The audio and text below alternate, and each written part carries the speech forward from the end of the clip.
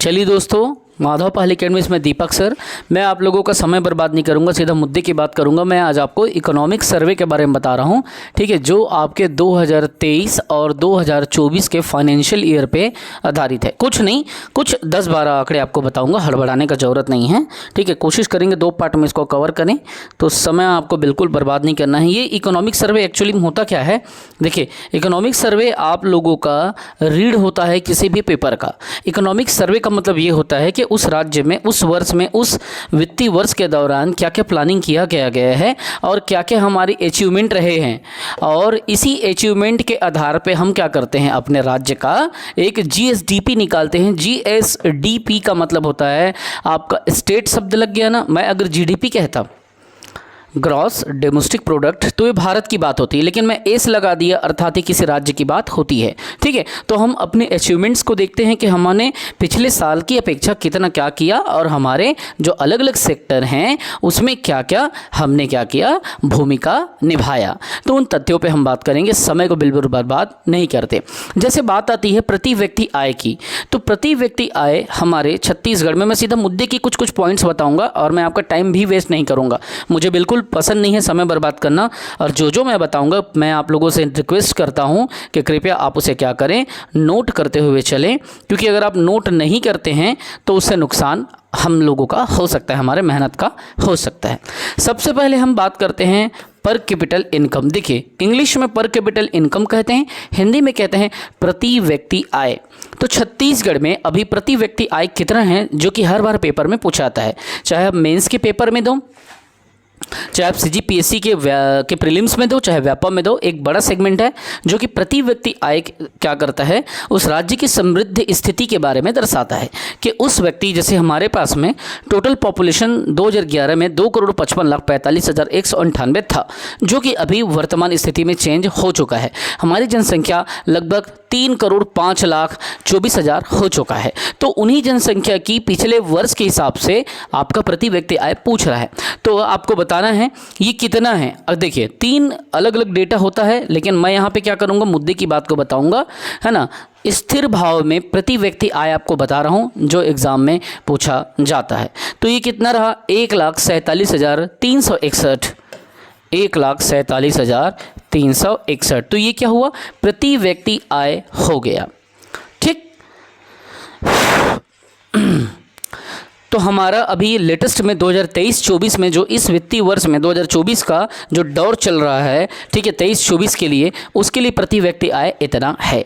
अब बात ये आती है, हमने प्रति व्यक्ति आय को हमने क्या किया, यहाँ पे पकड़ लिया, लेकिन हमको ये देखना पड़ेगा कि पिछले वर्ष जो प्रति व्यक्ति आय रहे हैं उसमें क्या वृद्धि हुई है, क्या घटी हुई है। इस चीज़ को सरकार, देखिए, ये सब अनुमान पर आधारित होता है, ये सब अनुमान पे आधारित होता है। तो सरकार ने अनुमान लगाया कि 23-24 के लिए इसकी वृद्धि दर क्या रही है। तो देखिए, समझना आप बात को, इसकी वृद्धि दर का भी क्वेश्चन पूछाता है, तो आप इसमें बोलना, अगर आपसे पूछ दे कि इसकी वृद्धि दर कितनी है, तो वहाँ पे आप इसका क्या करेंगे, ग्रोथ रेट को बताएंगे, ठीक। तो वृद्धि दर में मैं 4 ऑप्शन आपको देता हूं, 7.30, 7.31, 7.32। अब आप इन तीनों में सोचिए कि क्या रहा होगा, ठीक है, क्योंकि एग्जाम में क्या करते हैं, लगभग नियर अबाउट का डाटा पूछ देते हैं। तो ये हो जाएगा आपका 7.31, ठीक है। तो 7.31% ये हमारा प्रति व्यक्ति आय का ग्रोथ रेट रहा है। अब मैं आपको बात करता हूँ छत्तीसगढ़ के जीएसडीपी। याद रखना, जब आप राज्य की बात करोगे तो उसे जीएसडीपी करके संबोधित करना, ठीक है। तो छत्तीसगढ़ की हम अब जीडीपी के बारे में बात करते हैं, जो कि आप लिखने में क्या कहता है, जीएसडीपी, है ना। बोलचाल की भाषा में सामान्य तौर पर आप भले ही इसको जीडीपी कह देते हो, राज्य की जीडीपी, लेकिन ऐसा नहीं है। लेखन की बात आती है तो वहाँ पे आपको जीएसडीपी संबोधित करना पड़ेगा, और ये किस पे होगा, स्थिर भाव पे मैं आपको बता रहा हूँ। ये है 6.56%, जो कि करंट ईयर के लिए समझ लो एक अनुमान लगाया गया है, जो अभी वित्तीय वर्ष चल रहा है उस पर स्थिर मूल्य पर, स्थिर भाव पर इसे एक स्थिर भाव 2012 पे आधारित जो स्थिर भाव हमने सेट किया है हमारे सरकार ने, उस स्थिर भाव पे क्या होगा, इसका जीडीपी निकाला जाएगा। जबकि ये स्थिर भाव पे बात आती है तब के लिए है, लेकिन जीडीपी एक ऐसा सेगमेंट है जो होता क्या है, स्थिर के साथ साथ में प्रचलित पे, जिसे आप कहते हो बाजार मूल्य, ठीक है, उस पे भी पूछा जाता है। तो ये स्थिर भाव पे हो गया जीडीपी अपने छत्तीसगढ़ जीएसडीपी 8.93%। ये क्या है, तो ये प्रचलित मूल्य पे आधारित एक अनुमान किया हुआ हमारा जीएसडीपी है, जिसे बाजार मूल्य भी कहते हैं। कि जो चलन में अभी बाजार में जो महंगाई है, जो चीज़ों के लेन देन के लिए, विनिमय के लिए साधनों का प्रयोग करते हैं, उस पर ग्रोथ रेट निकाला गया है, जो कि थोड़ा सा स्थिर से ज़्यादा होता है। चूँकि ये दर जो है 2012 पे आधारित है और ये वर्तमान के 2024 पे आधारित है, 23-24 के वित्तीय वर्ष पे। तो ये मार्केट पे स्टडी करके निकाला जाता है, ठीक है। अब बात जब आती है, इस पे आप आगे बढ़ते हो, तो छत्तीसगढ़ की जीडीपी को, ये तो आपने परसेंटेज में देखा, जीडीपी बोलचाल में कहते हैं, लेकिन रिटर्न में जीएसडीपी, बार बार याद रखना है इसको। तो यहाँ पे हमको क्या करना पड़ेगा, अब हमको इसको देखना है जीएसडीपी को। जीएसडीपी को किस में देखेंगे हम, तो मूल्य में देखेंगे। कई जगह मूल्य लिखता है या कई जगह पैसे में भी लिखता है, तो आपको जो समझ आए आप लिख लेना। तो जीएसडीपी छत्तीसगढ़ की कितनी है, जो कि पूछ रहे हैं किस में, तो पूछ रहे हैं मूल्य में पूछ रहे हैं। तो मूल्य में आपको करोड़ों में है, उसको बताना है कि भैया कितना मूल्य है। 3,21,945, 3,21,945। अब ये यहाँ पे लगा देना करोड़, ठीक है। अब इसको आप लगा देना, तो कितना हमारा जीएसडीपी का आकार कितना है, मतलब हमारे पास में राज्य में कितना बड़ा आकार है, कितने पैसे हैं, तो 3,21,000 करोड़ हमारे पास में है।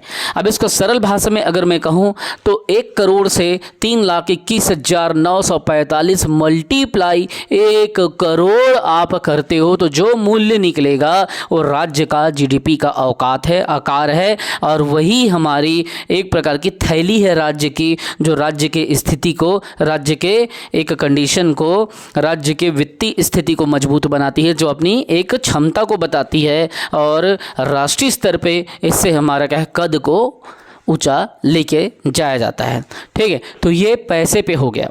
अब कई बार जब जीडीपी की बात आती है बच्चों, तो वहाँ पे एक चीज़ और आपको ध्यान रखना पड़ेगा कि भैया आपने सीजी का देख लिया, सीजी का आपने देख लिया, लेकिन अब यहाँ पे आपको इसके अलावा आपको क्या करके रखना पड़ेगा, भैया आपने सीजी तो देख लिया, अब हमको यहाँ पे ये देखना पड़ेगा कि ये फलाना फलाना फलाना छत्तीसगढ़ के जीडीपी है, तो भैया भारत के भी तो कुछ हो ही ना भारत के, तो उहुल तो पूछे जाते एग्जाम में।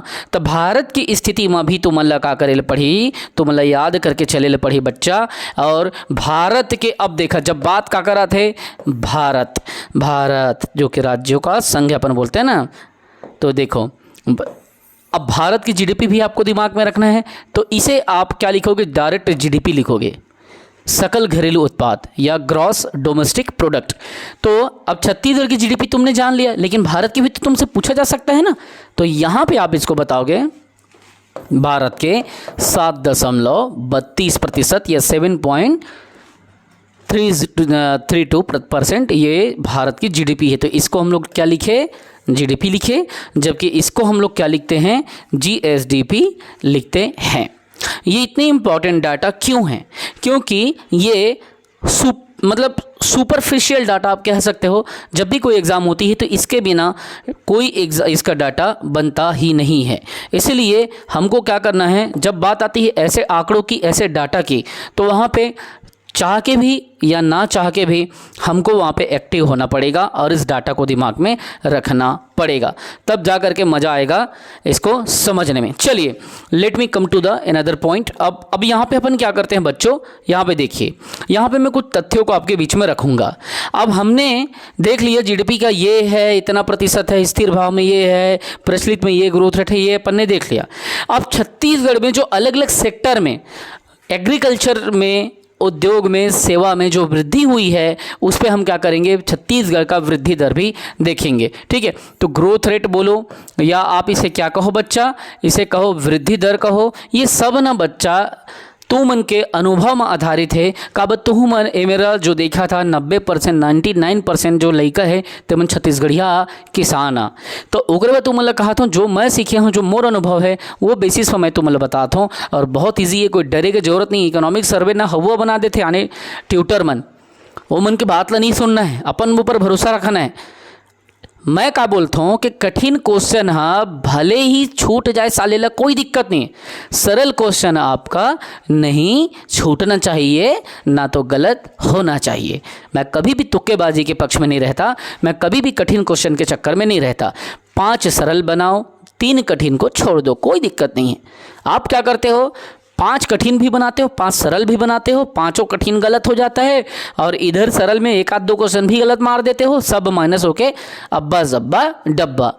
तो ओकरे बाद जो बताऊँ तेल चिल या फिर क्या करना है तुमन ला ध्यान में दिमाग में रखना है। देखो बच्चों, कृषि के, सेवा के, उद्योग के, ये डाटा ले तुमला दिमाग में बैठा के चलना है। तो कृषि के तुमला किसी पूछी कृषि का वृद्धि दर 2023-24 के वित्तीय वर्ष में कितना हवे, ये मेरी दिक्कत आ जाते तुमन के काबर डाटा बहुत हुए, मैं तुमन पर बैठे हो ना, टेंशन नहीं लेना है। तो वृद्धि दर की बात यहाँ पे हो रही है, तो यहाँ पे वृद्धि दर पे हम ना 3 बातों का यहाँ पे ध्यान में रखेंगे। सबसे पहले कृषि, सबसे पहले छत्तीसगढ़िया आदमी खेती करते, ओकर बादे में दूसरा काम करते। दूसरा में छत्तीसगढ़िया के लड़का मन कथे कि मोला कहाँ जाना है, सर्विस सेक्टर में जाना है, सेवा करना है। मैं जैसा बताता हूँ उसने तुमन सुना, तो कृषि हो गए, सेवा हो गए। ओकर बाद में फिर जब पढ़ाई लिखाई कर लेथन, सेवा में जाथन, कई झन ला नौकरी नहीं मिले तो मन का करते उद्योग कतिवत चल देते। अब बोलते भाई अब रोजी मंजारी कुछ करबो, तो एक क्रम ला तुमला याद रखना है। तुमन का करता कृषि ला रख देता, उद्योग ला रख देता, तहाँ सेवा रख देता, ऐसे नहीं, एक सिस्टमेटिक क्रम में तुमला चलना है। का एक क्रम ला मैं जमाए हूँ क्योंकि ओकर ग्रोथ रेट है, ई मेरे तुमला समझ में आ जाही। कैसे समझ में ही, अब हम का करबो मेरा ना, और वही क्रम में मतलब अब हमन ये चीज़ देखबो कि भैया छोटे से बड़ी की ओर अब हमला जाना है, तो हमला पता चल जाए। देखो कृषि की लिखवाएं, सेवा लिखवाएं, उद्योग लिखाएं। तो कृषि के कतका है वृद्धि दर है, वो चीज़ ला पूछना थे, तो पहले हम वृद्धि दर के बारे में बात करा था। तो कृषि के 3, सेवा के 5, उद्योग के 7, 3, 5, 7, ठीक। तो तुम्हें एकदम इजिली याद हो जाइए 3%, फिर 5% और 7%। तो ये मतलब मैं तुमला का करे हूँ मोटा मोटा एक ठो यहाँ पे डाटा तुमन के बीच में मैं रख दे हूँ। अब ये मेरे तुमन का करा, ये तो मोटा मोटा डाटा हो गए। अब यहाँ पे ना तुम लोगों को जो इसके डेसिमल डेटा है उसको दिमाग में रखना है। तो कृषि का 3, फिर उद्योग का 5, सेवा का 5 और उद्योग का 7, 3, 5, 7, इसका 23 होगा, इसका 02 होगा, ठीक है। तो ये चीज़ें आप देखोगे ना, 2-3 बार इसको रिवीजन करोगे, मुंह में ऐसे बोल दोगे तो रटा जाता है और ये हो जाएगा 13, ठीक है। 23, 02, 13, 23, 02, 13। मैं क्या करता हूँ 3, 5, 7, 3, 5, 7, 3, 5, 7, बस इसको देख के याद कर लेता हूँ कि पहले 3 था, फिर बढ़ते हुए क्रम में 5 आया, फिर 7 आया। तो ये कृषि का वृद्धि दर, ये सेवा का, ये उद्योग का इतना इतना है। तो हमने क्या किया, हमने छत्तीसगढ़ के वृद्धि दर को यहाँ पे देखा जो कि 3, 5, 7 यहाँ पे है और 23, 02, 13 ऐसा करके आप 4 बार बोलोगे, 4 बार लिखोगे। 23 है ना। अब 23 देखो, अगर आपको रटने में दिक्कत होता है, दिमाग में बैठाने में 3.23 नहीं आता है, कैसे दिमाग करो, 327 करके देख लो, 502, 713, एक मेजर नंबर है ना। तो 323, 502 ऐसा करके आप क्या करो दिमाग में बैठाओ। लेकिन कहाँ ले, चाहे तुम एती ले पकड़ा, चाहे एती ले पकड़ा, और सब ले पहली तो चैनल तुम सब्सक्राइब मार देवा। का बा मोर जो क्लास रहते फुल एनर्जेटी वाला क्लास रहते, मैं अपन भाई बहनी मन में क्लास लाता हूँ। हालांकि तू मन यहाँ था कि मोका समय के अभाव है, क्लास देखना है, 8-8, 10-10 घंटे सेंट्रल गवर्नमेंट के रिस्पॉन्सिबिलिटी निभाना है, तो समय तो वाकई में नहीं रहे। बाल बच्चा देखना है, परिवार देखना है, फिर बच्चे ला पढ़ाना है, फिर पूरा मोहल्ला के लड़का मन के प्रॉब्लम्स ला सॉल्व करना है, एजुकेशनल प्रॉब्लम्स ला। तो जो पढ़ाऊँ ना वो बिल्कुल लाइट मनी लेना है, अपन अनुभव के हिसाब से पढ़ाऊँ, ठीक है। तो ये हो गए तुमन के वृद्धि दर। अब चला आगे मैं आप लोगों को लेके चलता हूँ, ठीक है। तो आपने ये समझा कि छत्तीसगढ़ में जो वृद्धि दर है फलाना फलाना सेक्टर में फलाना फलाना है, तो आपने क्या किया, यहाँ पे वृद्धि दर को आपने समझ लिया। अब यहाँ पे हम बात क्या करेंगे, एक चीज़ और देखेंगे कि अपन ने यहाँ पे वृद्धि दर देखा। अब अपन यहाँ पे क्या करेंगे बच्चों, हम यहाँ पे कुछ चीज़ों को और अपने तरीके से इसमें ऐड ऑन करते हैं, ठीक। तो और मज़ा आएगा। अभी तो पार्टी शुरू हुई है ना, टेंशन लेना नहीं है। अब आपको यहाँ पे वृद्धि दर हमने देख लिया। अब यहाँ पे क्या करना है हमको, औसत वृद्धि इस सेक्टर में कितनी कितनी हुई है ये आपको दिमाग पे रखना पड़ेगा, क्योंकि वृद्धि दर पूछता है, औसत वृद्धि दर पूछता है पूरा, ठीक है, कि उसके बाद में आपका बाकी चीज़ों को भी पूछता है, ठीक है। तो चलिए आगे अपन देखते हैं। अब औसत वृद्धि दर, ये तो वृद्धि दर था। अब अपन औसतन कितना वृद्धि हुआ, ठीक। जैसे अपन एक एवरेज निकालते हैं ना, मान लो 5 साल का मैंने मतलब मान लो मेरी सैलरी उदाहरण के लिए 1 साल में 10,000 है, ठीक। तो 5 साल का औसत आप कैसे निकालोगे, आप उसको क्या करोगे, 5 साल का जोड़ दोगे, डिवाइडेड बाई 5 कर दोगे, है ना। तो 5 साल के लिए निकाल रहे हैं, वैसे ही ये क्या करता है, औसत वृद्धि दर निकाला जाता है, ठीक। तो औसत वृद्धि दर में हमको इसका कितना है 4.90%, और याद रखेंगे ये औसत है, क्या है, तो ये औसत है, औसत वृद्धि दर है। तो ये अपन ने देखा किसका 4.90, कृषि का एवरेज जो ग्रोथ रेट है तेला हमने अमर का करें देख दारें, उसने है सेवा की ग्रोथ रेट। तो ये भी एकदम इजी है बेटा, कैसे, चलो पहले इसको बता ही देता हूँ। 5.37, तुम लोगों को ना बस दिमाग में रखना है, जैसे 3, 5, 7 आया था तो वैसे यहाँ पे 3 की जगह 4 रख देना, 5 और 7 सेम रहेगा, ठीक है। तो ये 4 हो गया 3 के स्थान पे, और हमने यहाँ पे 5 रख दिया और यहाँ पे 7 रख दिया। तो ये 4.90, 5.37 और 1 अगर कम कर दिया तो 36 हो गए, तो 7.36, ठीक है। तो ये कृषि के लिए, ये सेवा के लिए और ये उद्योग के लिए, इसीलिए मैंने इसको इस क्रम में बैठाया था। तो आज के लिए इस क्लास में इतना ही। बाकी जात हो आप मन के मैडम बोला 4 घं बुलादरी से खाना खाए बा, लेकिन मैं यहाँ बैठे हूँ तो मुलाकारी देते हुई, और नहीं भी दी तो कोई बात नहीं, दी तब हो कोई बात नहीं, फर्क नहीं पड़े ना, हम एक्सपेरिमेंट करने यार, ठीक। चला बात तो समझा। तो जो मैंने चीज़ें आपको समझाया, जो तथ्यों को मैं आप लोगों को बताया, हूबहू आपको उसी वे में, उसी तथ्यों पे इन सारी चीज़ों को, इस चीज़ों को लेके चलना पड़ेगा, तब जाकर के आप एक बेहतर काम कर सकते हो। और सबसे पहली बात, आप एक काम करें, आप चैनल को सबसे बढ़िया सब्सक्राइब कर लें, सबसे पहला काम ये करें। दूसरा काम क्या करें, घर बैठे आप क्या करें, एक पेड कोर्स तैयारी अगर आप करना चाहते हो तो आप डिस्क्रिप्शन को पे एप्लीकेशन का लिंक दिया गया है, वहाँ से आप जाकर के क्या करें, इसे डाउनलोड कर लें, ठीक है। और वहाँ पे आपको क्या होगा, पीएससी का भी कोर्स मिल जाएगा, ठीक है। जिसके साथ हम पीएससी का अगर आप लेते हो तो हम आपको व्यापम का कोर्स को क्या करेंगे, दे देंगे। बाहर में 15,000 20,000 में मिलता है क्वालिटी क्लास। याद रखना, पीएससी का कोर्स एक ऐसा है बेटा जो 1 महीना 2 महीने 3 महीने में ख़त्म होना असंभव है। इसमें लोग पता नहीं कैसे 2 महीने में ख़त्म कर देते हैं, 3 महीने में ख़त्म कर देते हैं। भाई मेरे से तो 2 महीने 3 महीने में नहीं हो पाएगा। पीएससी की कोर्स होगी, कम से कम आपको 700 प्लस क्लासेस इसमें मिलेगा, कम से कम आपको 20 से 25 टेस्ट इसमें मिलेगा, 1 साल का वैलिडिटी रहेगा, 700 क्लासेस, एक इंटीग्रेटेड अप्रोच में पीएससी और व्यापम की तैयारी होगी। अगर आप पीएससी कोर्स लेते हो व्यापम भी मिलेगा, और खाली व्यापम लेना चाहते हो मान लो तो व्यापम का भी आपको कोर्स मिल जाएगा, और वहाँ पे जाकर के आप पढ़ सकते हैं, डिस्क्रिप्शन से ले लें। अगर आप टीचर का करना चाहते हो तो वो भी मिल जाएगा, असिस्टेंट टीचर का भी मिल जाएगा, हॉस्टल वार्डन का भी मिल जाएगा, सारा चीज़ आपको मिल जाएगा। कोर्स लो ना लो, एप्लीकेशन को डाउनलोड करो। इसलिए डाउनलोड करो क्योंकि मेरे सेगमेंट अधिकतर मैं अपने ऐप में डालता हूँ, फ्री ऐप मतलब फ्री कंटेंट भी वहाँ पे होती है। इसीलिए करो ऐसा मेहनत कि आप किसी को क्या कर सकते हो, पढ़ो ऐसा कि पढ़ा सको, ठीक है। लोग 2 महीने 3 महीने में कराने की दावा करते हैं, कोर्स छोड़ देते हैं, बीच में नहीं हो पाता है। और यकीन मानिए कम से कम 6 महीने 7 महीने कोर्स को लगेगा। इसीलिए मैंने आपको क्या किया है, पूरे 12 महीने का दिया है, ताकि 700 क्लासेस आप पूरा ख़त्म करो और रिविज़न भी करो, ठीक है। मज़े की बात ये है, एप्लीकेशन को आप डाउनलोड करोगे ना, क्लासेस आप परचेस करते हो तो आप वीडियो को भी डाउनलोड करके मोबाइल में रख सकते हो, कहीं पे भी जहाँ टावर नहीं है वहाँ जाके आप पढ़ सकते हो, पहले से डाउनलोड करके रख सकते हो, ठीक है। तो आपको कोई ज़्यादा प्रॉब्लम इसमें नहीं आएगा, है ना। दूसरा चीज़ ये है कि जितनी बार चाहो रिवीजन कर सकते हो। दूसरे लोग क्या करते हैं, लाइव क्लास जैसे लेते हैं तो नेटवर्क सही नहीं रहता, बीच बीच में बच्चा डिस्टर्ब कर रहा है, बच्चा पूछ रहा है, ये सब चीज़ें होती है। इसमें हमने सारे क्लासेस को शूट करके रिकॉर्ड करके डाला है। अगर कोई आपको दिक्कत होगी तो उसके लिए अलग से ग्रुप बनाए हैं, आप वहाँ पर अपने बातों को रख सकोगे। तुरंत हमारा टीम उस पर क्या करेगा, आपको फीडबैक देगा, आपके प्रॉब्लम को सॉल्व करेगा। तीसरी मजे की बात है, अभी तक 250 बच्चे मेरे सेलेक्ट हो चुके हैं, जिन्होंने मुझ पर भरोसा किया, जिन्होंने मेरे गाइडेंस पे काम किया, जिन्होंने ईमानदारी दिखाई, वो आज आगे बढ़ रहे हैं। इसीलिए पढ़ो ऐसा कि पढ़ा सको, टाइम पास के लिए मत पढ़ो, जान लगा के पढ़ो, ठीक है। ऐसा पढ़ो बेटा कि पूरी तरीके से दिमाग में वो बैठ जाए, बस जो कहेंगे करो, ठीक है।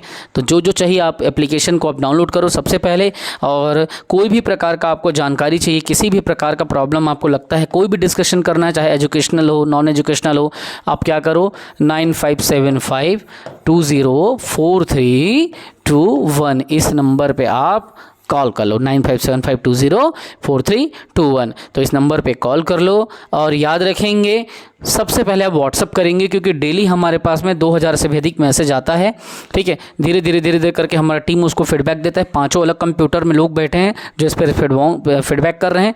और अगर आपको मुझसे बात करना है, अपने दीपक सर से बात करना है, तो आप मैसेज छोड़ें, आप बोलें सर प्लीज़ कॉल मी। तो मैं क्या करूँगा, अपने टाइम मैनेज करके या तो आपको टाइम दूंगा या मैं अपने टाइम के हिसाब से फ्रीली आपको कॉल कर लूँगा। और एक बात याद रखा बच्चों, कभी भी ओ मन से राय मत लिया जो मन कमज़ोर है, जो मन कभी पेपर निकाले नहीं है और कभी मेंस नहीं लिखे है और सिर्फ निगेटिव बात करते। हाँ, होकर से बात करिए, भले वो पेपर नहीं निकाले है, कभी मेंस नहीं लिखे है, लेकिन जो आप मतलब सकारात्मक बात कर रहे थे, जो आप मतलब मोटिवेट कर रहे थे, होकर से राय लिया।